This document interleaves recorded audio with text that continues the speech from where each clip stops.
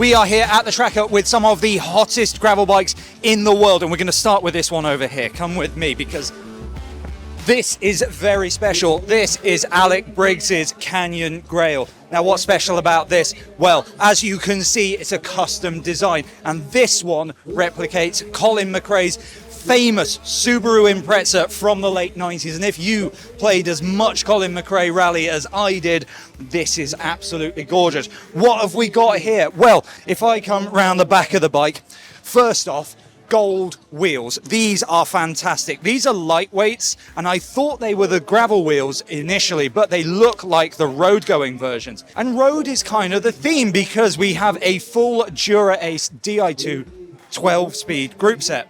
What Alec is doing here is he's running some pretty massive chain rings along with a very tight cassette. He's a very fast rider. He can push this, he can manage it, but he is pushing that rear derailleur to the absolute limit. Up at the front end, he's got the Canyon CP0047 cockpit, and that is a very narrow cockpit. Thankfully, Canyon basically print all of his stats up here on the side. This is the Ergo cockpit, carbon fiber obviously, 370 millimeters wide with a 110 stem. That is a racer's setup. On to the next one. All right, I've just seen this Roseback Road, and this is one of the neatest little integrations of the spares and accessories that I've seen.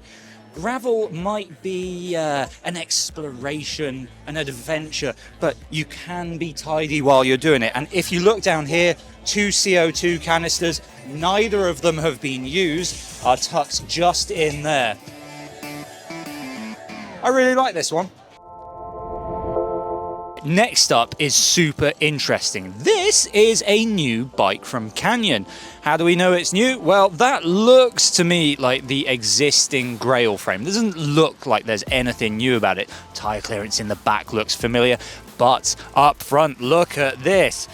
That's a new suspension fork, which looks like it's been developed in partnership or maybe by DT Swiss. In here, where it kind of meets the frame, I think that looks a little bit aero-optimized to me. Maybe not, to the extent that a normal fork is, but I think that Canyon has tried to save some kind of watts. Well, it's a very clean design. I think this will kind of appeal to roadies because it doesn't look too much like a suspension fork. And for me, that's one of the things that stops me from using them too much. The fact that you have a real stop to the top of your forks. I've come around to the other side because this is where we'll find two more little tech nuggets. One, an internally routed brake hose, or it is out of here. There's a little rebound dial down here, and I don't know how many clicks or settings it has, but it's there, and I don't want to mess with this rider's bike because we kind of just pinched it. If we look up at the bar, there's also what looks to be a lockout lever, so I'm not sure what Canyon is doing with this, but this is quite cool, and I can't wait to find out more.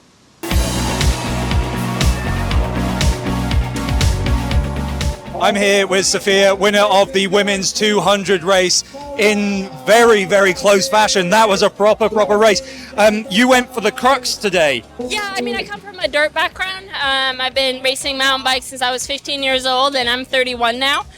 So I'm really comfortable with the crux. And really over the last 2 weekends, I did a road race for Gran Fondo in the US, where I really got to start pushing the downhills and really understand the weighting of the outside foot and the handlebar. And I've really actually seen it translate to the gravel bike.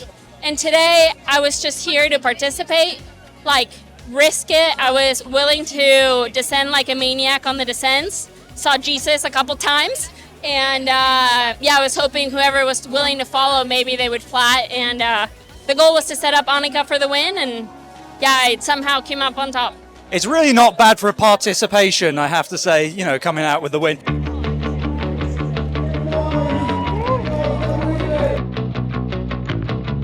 Just had to ride the whole time, the last 90 kilometres in the wind, just grinding along the whole time. That sounds like a great day out. You've made some aero modifications to your bike. Yeah, it was quite useful actually. Yeah, and I would suggest these are not the most refined aero modifications that you've made in your career. Maybe the track was a bit more refined. Yeah. Talk us through your front end. Well, you know, it was Friday night and I started raking around in the bike bag. You know, yeah, I got some pipe lagging that was in there. Quite luckily. Normally I put it on the bottom of my chainring when it goes in the bike box. There wasn't any time to get the rattle can out and spray it black, but did the job. It was really comfortable because when you're just riding in the wind like this, it's nicer on the wrist, you know, because obviously the bumpy and gravelly. So, and then if you want to like have a energy bar or open a gel or something, you can just rest like this and just open the food. I mean, it's an experience. I've only ever done now 2 gravel races, and this is the longest one, obviously, by far. So Unbound's coming, and I'm really excited for that one because it's a bit more suited to me, I think. We'll watch out for you in Unbound. Go get yourself a recovery drink. Thanks. Thank you very much. All right, I've got Rosa closest bike. She's just finished second in the women's 200. It was a really close fight, but the thing that I love about her Canyon Grizzle is that she's running a double mountain bike tyre setup. So at the front, we've got a Continental Race King, and this thing is maxing out the tyre clearance of the front fork. She's not a Canyon athlete that is using new suspension, but I absolutely adore this. It's a very, very clean build. It's a mountain bike setup, it's a mountain bike drivetrain, it's a mountain bike tyre, but it was second place for Rosa. I'm here with Danni Shrosbree and a brand new bike. Released on Monday, this is your new Argon 18 Dark Matter. Can you talk us through it? And why is there a strawberry on it? So I've been testing this bike since January actually, but yeah, just released on Monday. The strawberry detail is because my surname is Shrewsbury, but when people first see it, they don't seem to be able to pronounce it, and some commentators started calling me Strawberry, and then it kind of stuck. So Argon kindly put some nice decals on there to represent that. But yeah, it's a super fast bike. I mean, I've gone for the SRAM 1x setup with MV components, and yeah, yesterday it rode like a dream. You've got the NV 3.4 wheels on here, and you're not exactly maxing out the tyre clearance on this, because off camera we've been told this thing can take 57mm tyres. That's 2.25 inches if you work in mountain bike. Yeah, I know. My old teammate was Dylan Johnson, so I get this chat all the time. And I am slowly going in that direction, and maybe Unbound you'll see this bike with some 2.2s on. Are you giving him sleepless nights because you won't use the mountain bike tyres? Oh, yeah, like he gives me crap all the time. Fantastic. It's a really clean setup, and part of that is that with a lot of gravel setups we see things taped to everywhere, but you've got pretty much everything stored in the down tube. How handy is having that? Oh, it's so good, because the problem with saddlebags sometimes, if you get dirt in it, the zips and everything go and it's a nightmare. So just to be able to store it all in the down tube is super easy, and it's really quick release to get in and out and get punctures fixed or whatever. And you've got your exposure lights front and rear because you guys started at what, 6:30? Yeah, 6 a.m. we started, so yeah, it was pretty dark, and it was quite funny actually, because a lot of the girls in the peloton really didn't have good lights. Yeah. So on the descents you could see it was a bit breaky. So I was like, I'll lead these descents with these great lights. Absolutely. And then power meter is actually coming from your pedals, which we don't see a huge amount of, but which ones have you got here? Yeah, so I have the Asioma dual-sided pedals, which they're actually, I think they're the lightest power pedal on the market, and they're so reliable and they never drop out. So yeah, I'm super happy with them. And the pièce de résistance of this bike is that you have customized it with your own blood. Yes. Why?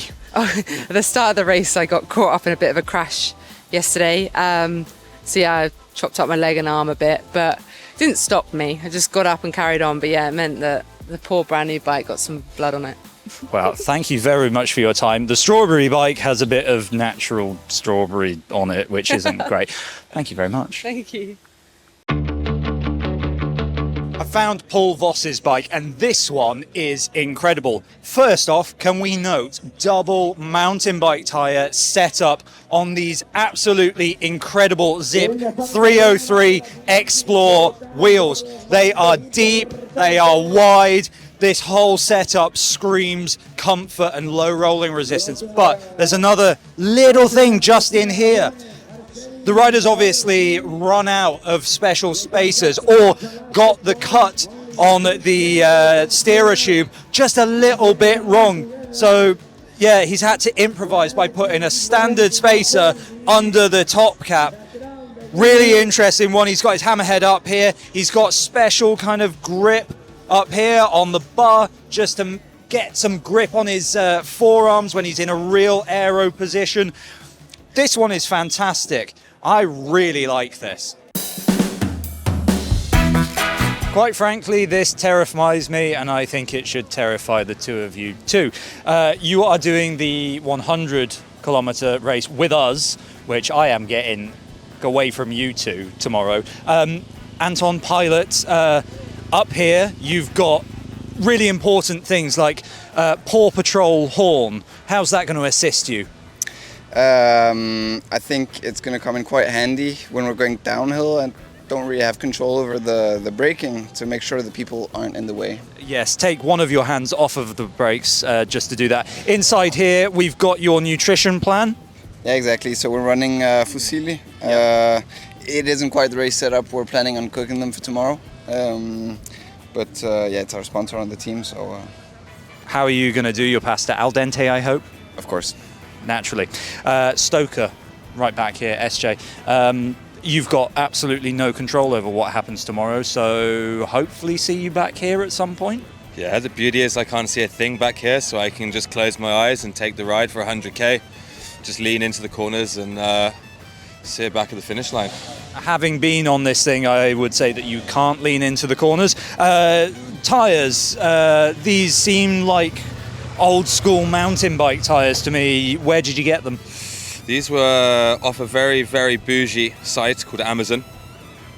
Two of them came for $39.99.